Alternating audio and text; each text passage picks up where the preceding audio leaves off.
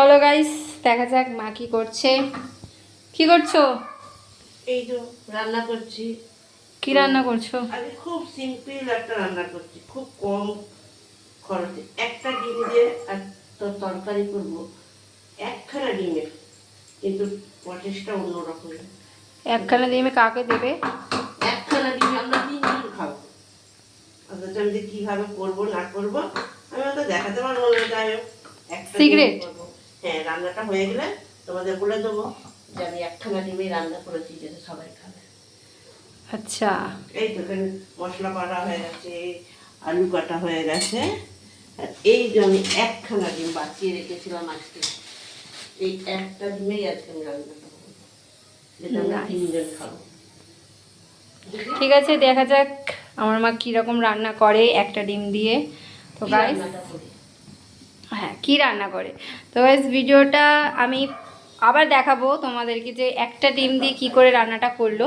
বাটা মশলা, এইসব বাটা মশলা মানে এই যে মিক্সির কামান। গোটা মশলা, গুঁড়ো মশলা না। আচ্ছা আচ্ছা, মিক্সিতে পেস্ট করেছি, পুরো লঙ্কা দিয়ে। নিরামিষ সব, এদিকে মশলাটা নিরামিষ, কিন্তু ডিমটা হলো মাছ।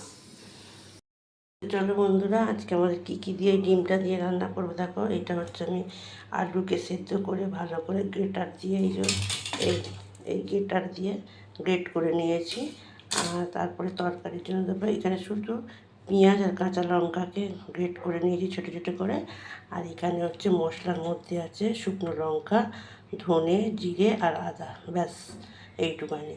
আর তরকারির জন্য এখানে রেখে দিয়েছি আলু, যেটা দিয়ে আমি ওটা দিয়ে একটা ঝোল ঝোল তরকারি করব। আর মেন হিরো হচ্ছে এখানের এই একটা ডিম, ব্যাস। এইটা দিয়ে রান্নাটা করে তোমাদের আমি দেখাচ্ছি। আর এদিকে লাগার মধ্যে থাকবে শুধু এখানে হলুদ দেবো, আর এখানে মশলার কিচ্ছু দেবো না, শুধু হলুদটা দেবো, আর কিছু দেবো না। আর এখানের মধ্যে দেবো শুধু একটু নুন, ব্যাস। এই হচ্ছে আমার রান্না, ব্যাস। তোমাদের তারপরে দেখাচ্ছি পরে, ঠিক আছে, টাটা।